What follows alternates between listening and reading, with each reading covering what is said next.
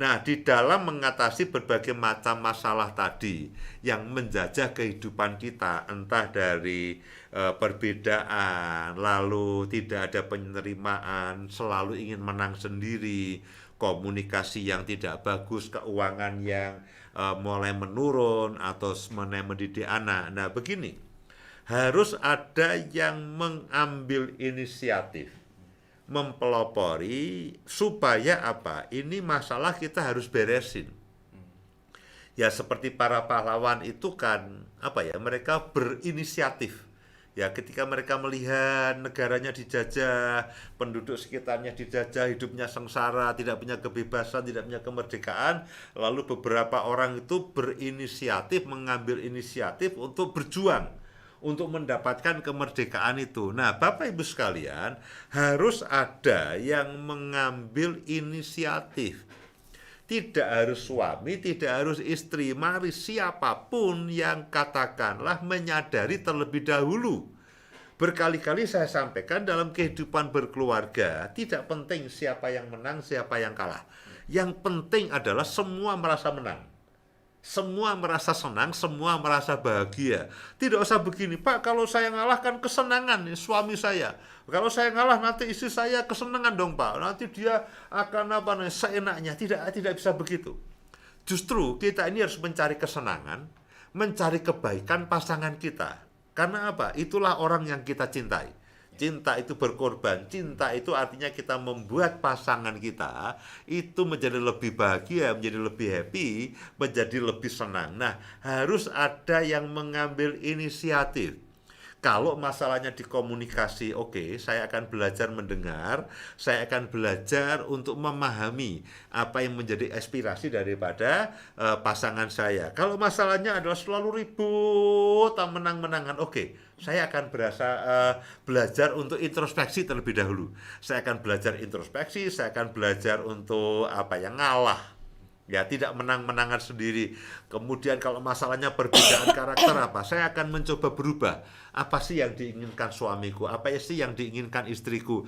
Lalu mencoba untuk menyesuaikan diri. Oke, suamiku tidak suka kalau aku ini membentak-bentak, atau istriku tidak suka kalau aku ini membentak-bentak. Lalu kita mulai berubah. Harus ada yang mengambil inisiatif untuk perubahan yang lebih baik. Kemudian apa? Ya rela berkorban. Ya, rela berkorban. Oke, ini tidak akan selesai kalau tidak ada yang ngalah dan tidak ada yang berubah. Kita mau belajar topik apapun, kita mau dengarkan siapapun mengenai rahasia rumah tangga, kita membaca apapun mengenai artikel rumah tangga yang bahagia dan sebagainya, selalu ada petunjuk, harus ada yang berubah. Ya, entah suami, entah istri. Nah, jangan katakan begini, kalau saya berubah nanti keenakan pasangan saya dong, Pak. Keenakan suami saya, keenakan istri saya. Loh, memang tujuan kita adalah membuat supaya pasangan kita itu bahagia, pasangan kita senang, pasangan kita happy. Jadi yang pertama harus ada yang berinisiasi, ya, mengambil inisiatif. Kemudian adalah rela untuk berkorban. Ya, rela untuk berkorban tanpa pamrih. Jangan merasa begini, saya rugi, Pak.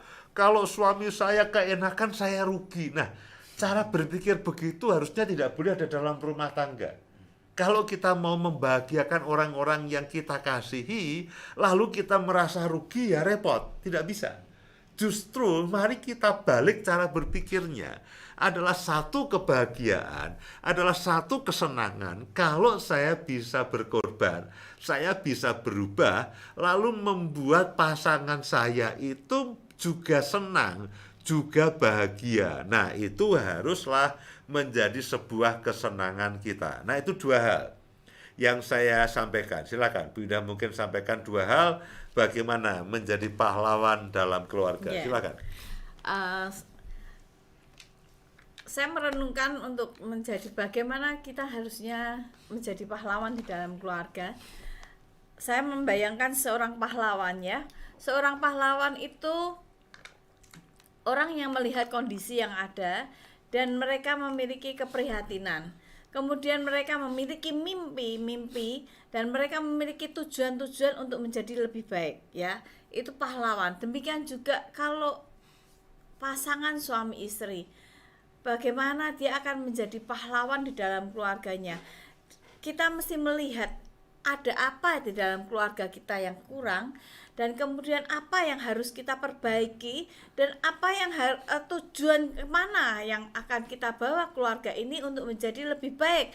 Kalau pahlawan zaman dulu merdeka, ya toh, supaya bangsa ini merdeka, supaya rakyat merdeka, tidak ada penjajahan. Nah sekarang pahlawan di dalam keluarga, kita harus memikirkan bagaimana keluarga kita akan menjadi keluarga yang lebih baik.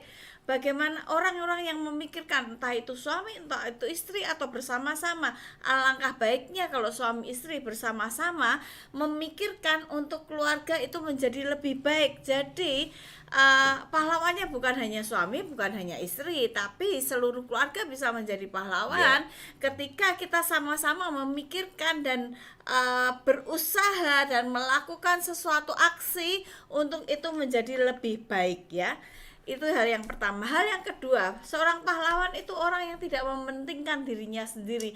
Walaupun dia disiksa, walaupun dia istilahnya berkorban, ya, ada yang banyak yang dibunuh, ya, tapi dia tidak mementingkan dirinya sendiri, dia mementingkan orang banyak, dia mementingkan rakyat banyak. Demikian juga seorang pahlawan di dalam keluarga harus mementingkan bukan hanya kepentingannya diri sendiri, tapi harus kepentingan seluruh keluarga, kepentingan istri, kepentingan suami, kepentingan anak-anak.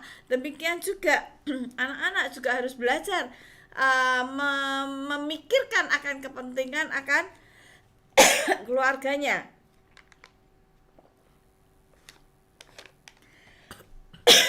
Maaf, mungkin itu aja Pak, saya tidak bisa bicara banyak karena lagi batuk.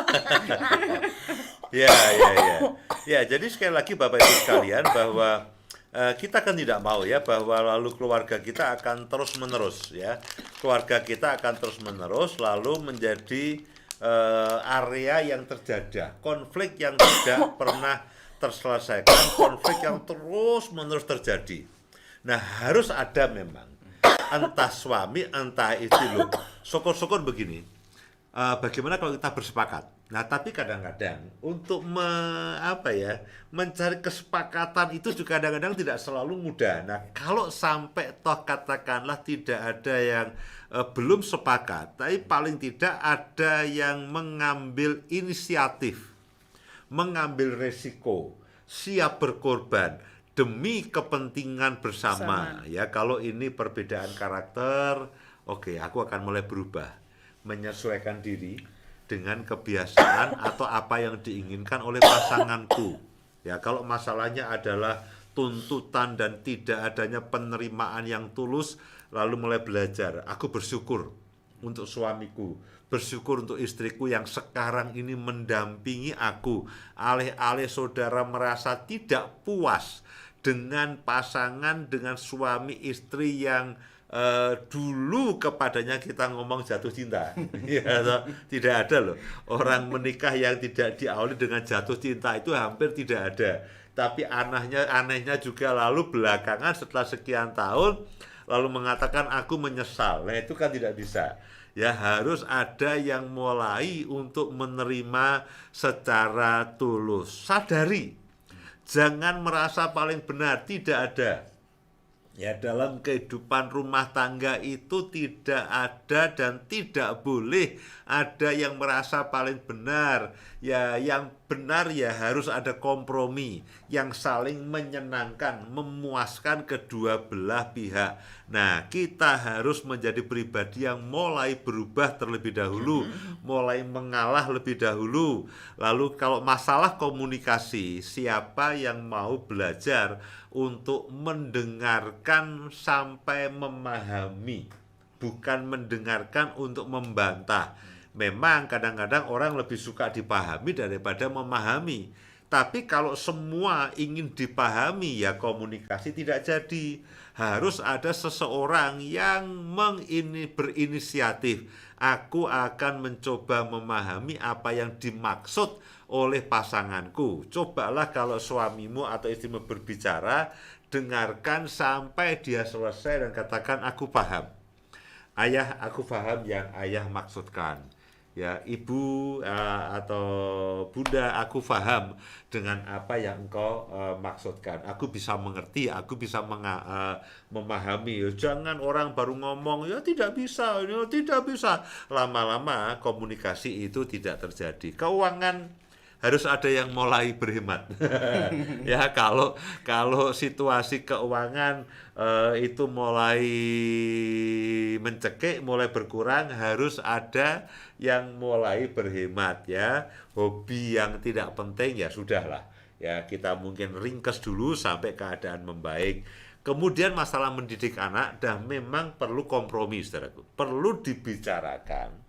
Ya, barangkali kita perlu orang ketiga, pihak ketiga. Bagaimana mendidik anak yang benar. Kita bisa baca buku bersama, lalu kita diskusikan. Oke, kalau begitu bagaimana? Kalau anak berbuat salah, ini enaknya bagaimana? Nah, diselesaikan itu, disepakati, jangan di depan anak. Ya, harus disepakati sebelum ketemu dengan anak. Nah, jadi diperlukan pahlawan, bukan hanya pahlawan pendidikan, ya, bukan hanya pahlawan perjuangan kemerdekaan, bukan hanya pahlawan pembangunan.